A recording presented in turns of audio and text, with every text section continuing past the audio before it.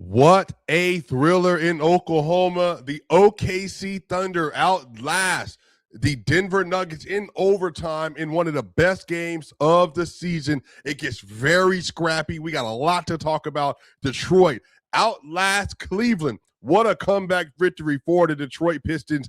Knicks stomp Bucks. The Boston Celtics break offense versus the Brooklyn Nets, and Memphis gets another win versus Dallas. We got a lot of stuff to get into, a lot to talk about. This is Swiper, and this is Locked On NBA Game Night. Let's get to it. When that final buzzer rings, you know it's time for Locked On NBA Game Night. All the post-game reactions to every game across the league, every single night, with insights only the hosts at Locked On can provide. It's the true NBA fans' one stop for all the action. Every game, every night. It's Locked On NBA Game Night. Tipping off now. I think a lot. I'm very smart. Take that back.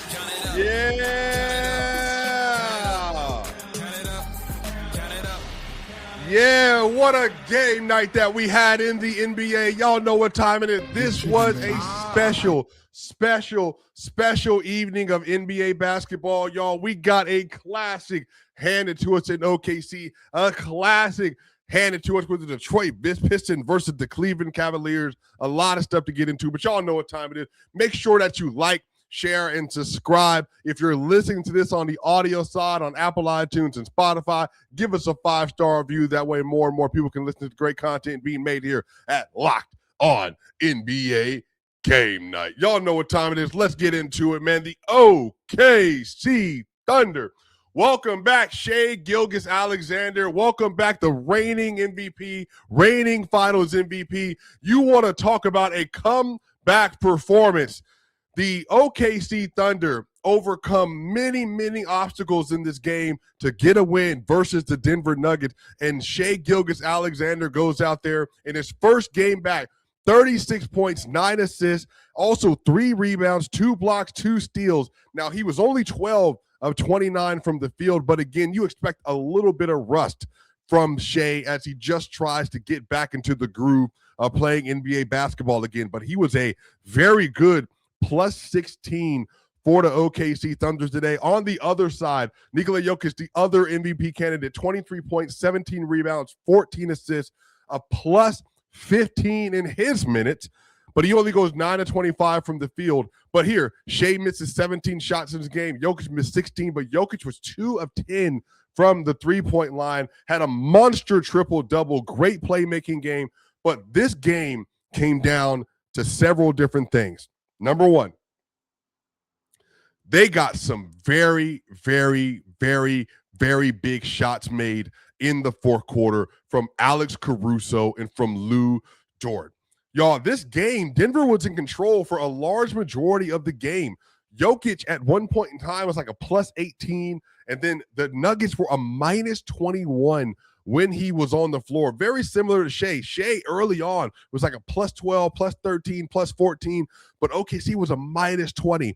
And what was happening is that the Denver Nuggets today, they were winning the starter minutes. The starters were playing very well. They were having really good ball movement. The defense was also locked in. But what was happening is that when Shai in that first stint, when he got a chance to go against the bench unit for the Denver Nuggets, it wasn't even a conversation. Basically obliterated the Denver Nuggets bench in that quarter, and Shai, who started out slow, had 10 points and had basically scored about 5 straight buckets for the OKC Thunder as well. Again, it was just really a really good stretch of basketball. They were down to start the quarter 33-19. I think that was the second time all season that OKC has scored less than 20 points in the opening quarter. So it just gives you an idea. The Nuggets started off playing really good defense today, and OKC was having their own issues trying to slow down the Nuggets offense. But again, one of the great things about Shai is that he changes pace and acceleration so quickly that you never actually know when he's going to drive or pull up. And so he went on a nice little run here. He had a 15-foot pull-up jumper to put him within 12. He had a 17-foot pull-up jumper to put him within 17. Isaiah Joe hit a three. Shea had another layup that he made. And then all of a sudden, it's 35-28. And David Adelman had to call the timeout. He got Jamal Murray back in the game, but they didn't make any baskets on their end. Lou Dort hits a 26-foot three-point shot to put him back down 4, and then you get a three-point shot made from Jay Will. They were just throwing a lot of hammers today. And I got to say, one of the things that the Denver Nuggets are really going to have to try to answer for is that it is unacceptable that Nikola Jokic can leave the game and everything fell apart to the degree that it did. If you watch the game, you remember this very vividly. Y'all, Jokic played like a majority of the game. He played 44 minutes, including the overtime. Jonas Valanciunas played for 8 minutes and 26 seconds and was a minus 21 in 8 minutes. He was undoubtedly the least impactful and the biggest negative on the floor today. Now, Aaron Wiggins in 8 minutes and 26 seconds on the other end for OKC, he was a minus 17. Casey Wallace in 35 minutes was a minus 10. The defense was good, but he wasn't making his jump shots today. So both teams had to overcome a lot of adversity, but the real big moment of the game, y'all, was in the fourth quarter. There was a very, very big incident between Lou Dort and Nikola Jokic. Now, if you watch this game, if you watch how OKC and Denver play, both of these teams get at each other all the time and often. But in this game, we got into the fourth quarter, and Lou Dort, it was very simple. He was going down the floor, apparently. He had stopped near the free throw line, and the score is 88-80 up between OKC and Denver. And it was about 8 minutes and 6 seconds left.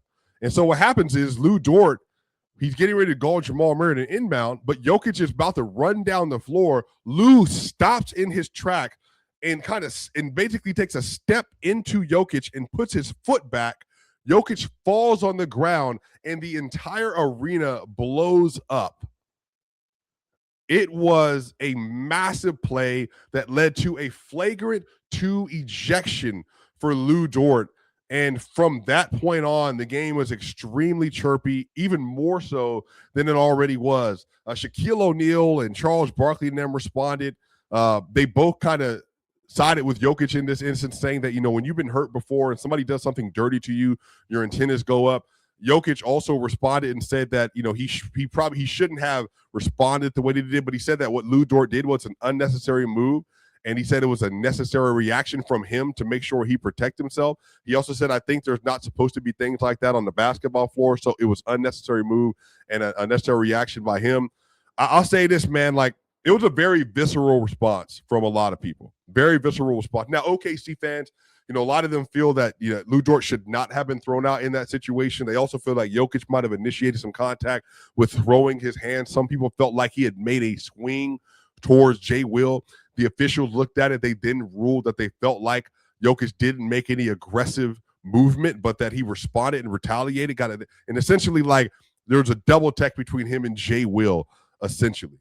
So in this situation, man, like the referees got it under control, but it was a dogfight. Jamal Murray had 39 points today. He made 3 straight threes to close the game out. Christian Brown had a tremendous game, 23 points, 8 rebounds, and 2 assists, including an absolutely phenomenal block on an attempted 3 from SGA, where SGA, number one, tried to drive by Christian. Christian stayed in front. SGA had to then pass the ball off, get it back, tried to do a step-back 3, and Christian caught him right in the air and blocked his 3. And it looked like the Nuggets were going to have an opportunity to win the game, man. Cam Johnson, with the game on the line, had an opportunity to win the game for Denver on the last 3 in the fourth quarter. And y'all, when I tell you, he was wide open. 8 seconds left on the clock. Jamal Murray does a pick and roll with Jokic, and because the pick and roll is so deadly, as a lot of teams do, they sent a third man at the 2-man game. Casey Wallace is playing above the nail, leaving a 42% three-point shooter all by himself. Y'all, Cam Johnson gets this ball back with 6 feet of space. It doesn't get a contest and bricks it. And that very easily could have been the shot that ended the game. And for Nuggets fans, that probably feels a lot like the shot that Peyton Watson had versus Dallas that he ended up missing. But ultimately, OKC, no SGA in overtime. SGA was on a little bit of a soft minutes restriction as the broadcast kept letting us know, didn't touch overtime. And the Thunder, they're able to pull out the victory nonetheless without their best player. And they have a great overtime performance in which the offense goes absolutely insane. OKC scored 20 points in overtime. They shot 2 of 3 from 3, and they went 10 of 10 from the free throw line. So just uber efficiency. Meanwhile, the Nuggets were 5 of 14 from the field and 3 of 9 from 3 and only scored 14 points, and it's a 6-point win for OKC. So phenomenal game, y'all. It was great, but there was another game, and for some people might have said it's even better between Detroit and Cleveland, y'all. And we're going to make sure we get to that on the other side here at Locked On NBA Game Night.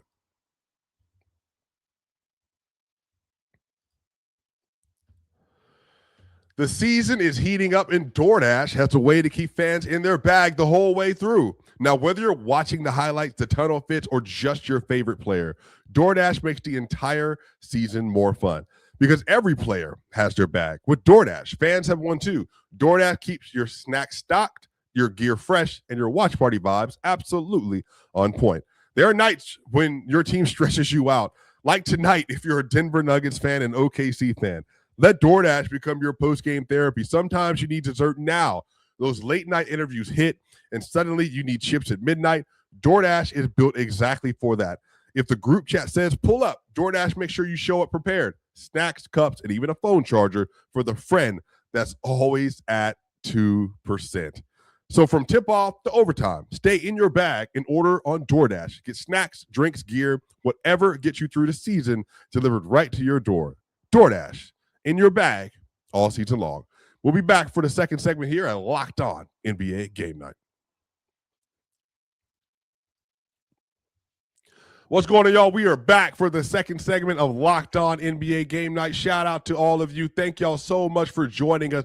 Make sure you continue to tap in with the great content being made here every single day with Locked On NBA Game Night. And also make sure you check out our Everydayers Club. Make sure for whatever your favorite team is around the NBA, you check out the Everydayers Club. You're going to get extra content that you can tap into for your team. Hear personal interviews. You can hear data about play sets and play types and all different kind of stuff. Make sure you tap in with the Everydayers Club, y'all. But y'all know what time it is. Let's get to the Cleveland Cavaliers versus the Detroit Pistons. And you all want to talk about a phenomenal basketball. Great game. Great game. Detroit wins this 122-19. And I got to tell y'all, it felt like Cleveland was going to run away with this game. They got up 13 points at one point. This game had 11 ties, an 11-0 run, and there were 16 lead changes in this game. Phenomenal game today. Detroit had 56 rebounds. 56 rebounds today. And it was just a clash of two very different styles, but Detroit was able to do just enough in order to get back into this game, y'all, and especially, y'all, in that fourth quarter and overtime, it just went to a different level, man. Cleveland scored 30 points in the overtime. Detroit scored 29. But in overtime, man, like, he's been great all year. Cade Cunningham, he had 6 points in the fourth quarter. He just continues to stamp himself as one of the best and one of the most clutch players in the NBA. But Jalen Duren also in this game was exceptional. Jalen Duren had 4 points, and he just looked good all day, every day, man. Like, he is such a dominant interior presence. He just continues to figure out what his game needs to be and how he needs to continue to play. He had 33 points and 16 rebounds and 3 assists, and he had to carry in overtime because Cade Cunningham went out with 6 fouls in the fourth. Cade had 25 points with 10 rebounds and 7 assists in this game in 36 minutes played. But, man, there was just a lot of nip and tuck, a lot of back and forth in this game. And then you also had Duncan Robinson, who got 6 fouls in this game as well. So a lot of fouls on the Detroit side. But look, one of the reasons this was such a good win is because obviously for Detroit, you just want to continue to stay where you are, stay atop the Eastern Conference, especially for Cade Cunningham. You want to win the MVP. You have to have that 1 seed and have it greatly. But on the other end, there was no James Harden, obviously dealing with a little bit of a hand injury, and then no Donovan Mitchell either. So Dennis Schroeder had to step in and play today, and he played fairly well. Sam Merrill had to step in and play today. He had 20 points. But then Jared Allen had 25 points and 9 rebounds. Evan Mobley, 23 points and 12 rebounds. And then Jalen Tyson, I got to tell you, man, good special player. He also had 15 points today, but it really was the bench. Y'all, Craig Porter Jr. was a plus 13 off the bench. Tyrese Proctor was a plus 12 off the bench. And Thomas Bryant, who continues to have value around the league, whether it's for Indiana or whether it's for this Cleveland team, had 13 points and 8 rebounds and had a great and 1 possession in this game as well. And he was a plus 10. The bench kept him in, and they really gave them an all-around great performance to see if they could just hang in there and hold on. But, y'all, I got to tell y'all, man, I'm so wildly impressed with the Detroit Pistons team. They just continue to find ways to win and respond when the moment calls for it. And I think when you're watching this Detroit team, you see a team that is tenacious, that's aggressive, but maybe more than anything else is this is a team that just doesn't give up. You know, teams take on the identity of their best players, and their best players are Cade Cunningham and Jalen Duren. And both of those players are physical. They play very hard every single night. Cade Cunningham had a tremendous play in transition today where he gets it and gets a very contested two-handed dunk over 2 Cleveland Cavaliers. Like, he's just a phenomenal player. And this was in the 4th quarter. And again, mind you, Cade does this when Detroit is down 7 points with 5 minutes left to go in the game. He just doesn't get rattled. And especially given the fact that, like, they're playing really good basketball in Cleveland. And Sam Merrill, 195 left in is a score with 4:57 left in the game, comes around with a great DHO 3 over Jared Allen. But then Cade Cunningham continues to respond, gets Sam Merrill on the island, gets a nice drive-by, but Evan Mobley gets his hands up. Like, there were just so many plays, so many loose balls, so many tip-outs, and they just kept responding. Detroit is a really good basketball team, man, and they have so many different players that are so special. Duncan Robinson hit a great 3. They basically come, like, Tobias Harris wants to go set like a little screen and try to imitate a switch was coming. They played too far off of Duncan Robinson. He hit a 3 to put him from 98 to 107 to 101 to 107. And then after that, you get a great dunk from Asar Thompson, who got the rip on Dennis Schroeder. Look, the thing you will learn about Detroit is they just simply will not stop. And perhaps more than anything, J.B. Bickerstaff deserves massive amounts of credit for instilling it in this roster. And the reason for me personally, this is so special, is I remember 2 years ago when this team was losing, people were blaming Cade Cunningham, saying that he wasn't a winner. He wasn't the kind of guy you could turn to. He wasn't the kind of person that can anchor an elite team. He was selfish. He was a guy that wasn't a good scorer. And he's come out this year, and he's just been hooping. And Tobias Harris has meant everything to this roster and to this team. They just have guys that do a lot of really, really good things, man, and they're smart players. And then they get into overtime, and they're never too afraid of the moment. So shout out to them, man.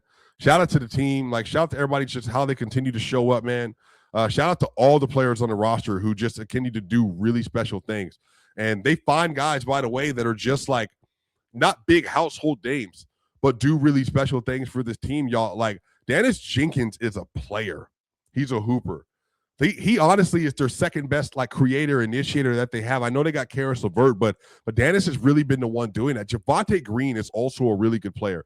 And everybody buys into playing team defense and collective defense with Detroit. So really, truly, just a great performance and a great way to bounce back and get this victory, especially given the fact that Cleveland was dealing with some injuries and dealing with players that were sitting out.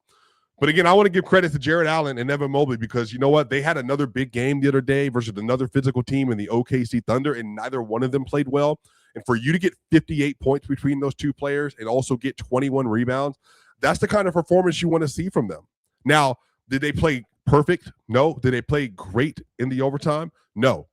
But I think there's a lot to be said about how well they play together. Jared Allen also fouled out in this game as well. So again, going into the physicality, there was just a lot of back and forth today, y'all. But great first 2 games, y'all, for Locked On NBA Game Night. We got some more that we got to tap into, and I think there's a lot of really fun stuff to get into with the next 3. But y'all know what time it is. We'll be right back here for Locked On NBA Game Night. This is Swiper. I'll be right back. See you in a minute.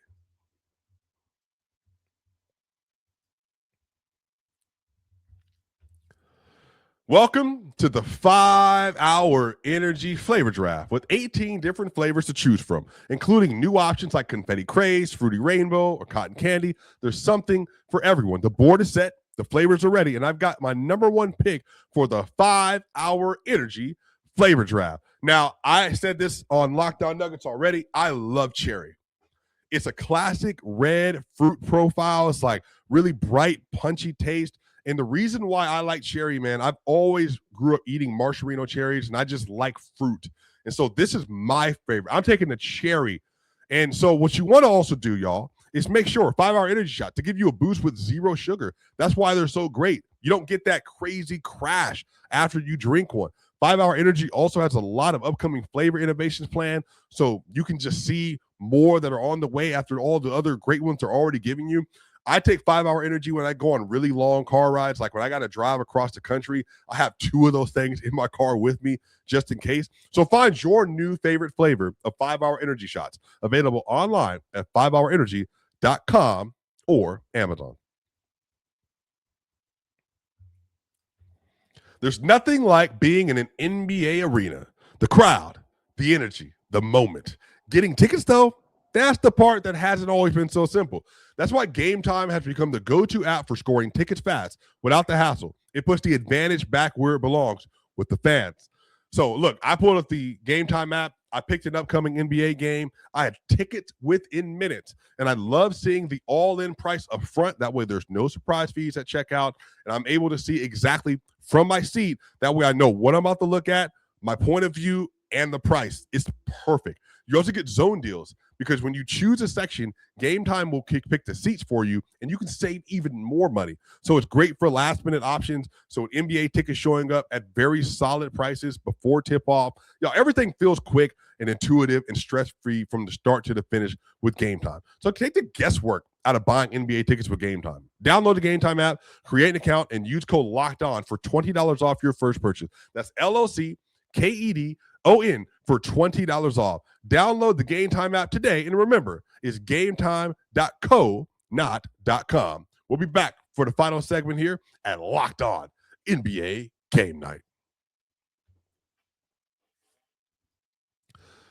We are here with the final segment of Locked On NBA Game Nights. I am one of your hosts, Swiper. Thank y'all so much for joining me on this wonderful, wonderful Friday as you listen to this on Saturday morning or during the day on Saturday, y'all. Let's get to our next game, y'all. I got to tell y'all, the Celtics, maybe they just figured out offense. It might just be that they're that good because they absolutely obliterated the Brooklyn Nets. And you know what? We got to hear from my boy John Corrales from Locked On Celtics for more about how they got this dominant win tonight. It looked for a second that the Celtics were never going to get any separation, and this was going to be an unnecessarily difficult game against the Brooklyn Nets, but Jalen Brown went off in the third quarter, and this turned into a very easy win. I'm John Corrales from the Locked On Celtics podcast here at TD Garden. Nikola Vucevic was really the star of the game. He came in and had 10 first-quarter points at a point where the Celtics were kind of struggling. Jalen Brown had a slow start, and I thought those 10 points were actually one of those situations where it was like clutch play that's not in the late fourth quarter. He comes in, and the Celtics have a 3-point lead at the end of the first quarter when they very easily could have been down. Still a lot of basketball left after that, but still, it was a really important stretch, and the Celtics were still able to hold on to a lead. Brown struggled at the beginning, but then picked it up, scored the last 5 points of the second quarter, first 7 points of the third, and then the Celtics were just on cruise control after that. The first game off of the long road trip blues did not catch them to get the win, and we'll be talking about it on a bonus Locked On Celtics podcast. Man, I've got to tell you, man, the Celtics are a special team. Joe Mazzulla is special. Jalen Brown is special. And the fact that this team is as good as it is with all of the players they've lost, it just speaks to the culture. It speaks to Jalen Brown being able to step into the mantle, 28 points, 9 assists, and 7 rebounds for him.